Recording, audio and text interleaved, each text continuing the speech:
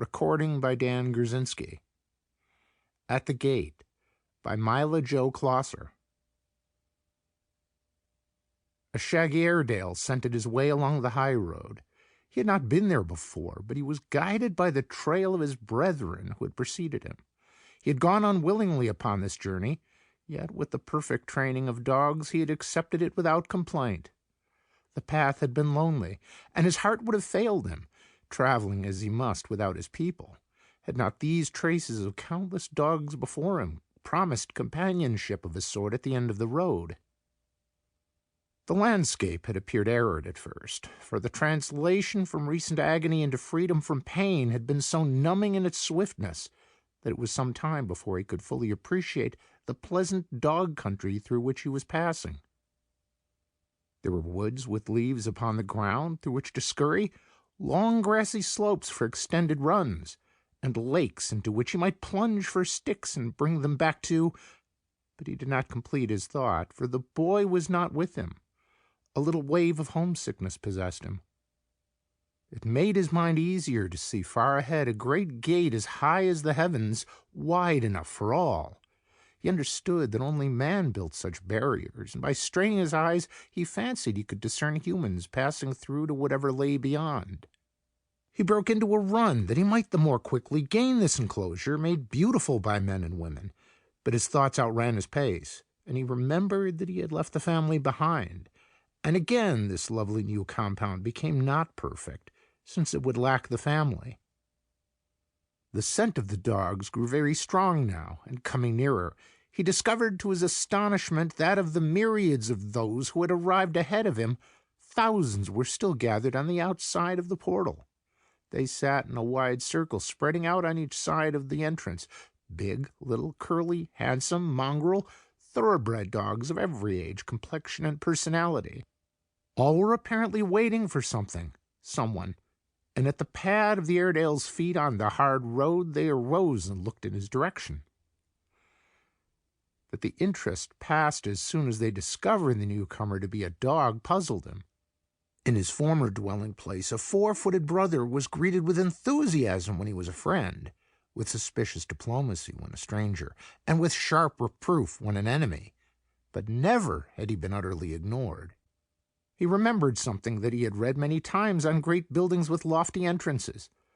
Dogs not admitted, the signs had said, and he feared this might be the reason for the waiting circle outside the gate. It might be that this noble portal stood as the dividing line between mere dogs and humans. But he had been a member of the family, romping with them in the living room, sitting at meals with them in the dining room, going upstairs at night with them, and the thought that he was to be kept out would be unendurable. He despised the passive dogs. They should be treating a barrier after the fashion of their old country, leaping against it, barking and scratching the nicely painted door. He bounded up the last little hill to set them an example, for he was still full of the rebellion of the world. But he found no door to leap against. He could see beyond the entrance dear masses of people, yet no dog crossed the threshold. They continued in their patient ring, their gaze upon the winding road. He now advanced cautiously to examine the gate. It occurred to him that it must be fly time in this region, and he did not wish to make himself ridiculous before all these strangers by trying to bolt through an invisible mesh like the one that had baffled him when he was a little chap. Yet there were no screens, and despair entered his soul.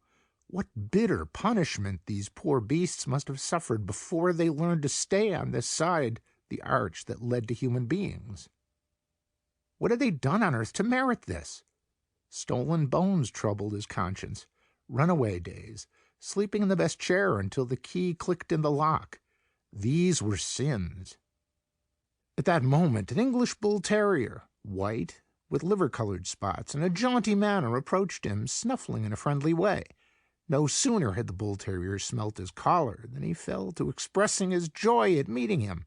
The Airedale's reserve was quite thawed by this welcome, though he did not know just what to make of it. "I know you! I know you!" exclaimed the bull-terrier, adding, inconsequentially, "What's your name?" "Tam O'Shanter. They call me Tammy," was the answer, with a pardonable break in the voice. "I know them," said the bull terrier. "Nice folks." "Best ever," said the Airedale, trying to be nonchalant and scratching a flea which was not there. "I don't remember you. When did you know them?" "About 14 tags ago, when they were first married. We keep track of time here by the license tags. I had 4. This is my first and only one. You were before my time, I guess." He felt young and shy. "Come for a walk and tell me all about them," was his new friend's invitation.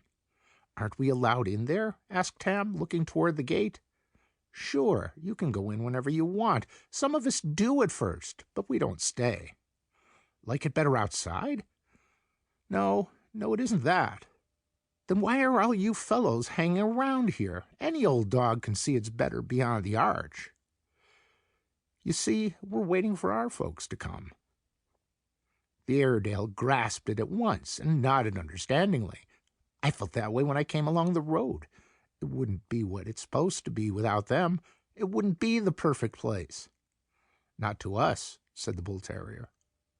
"Fine. I've stolen bones, but it must be that I have been forgiven if I'm to see them here again.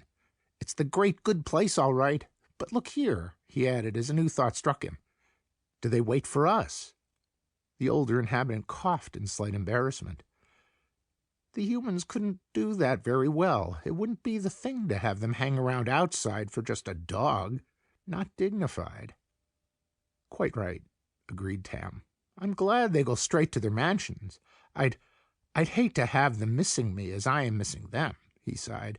"But then, they wouldn't have to wait so long."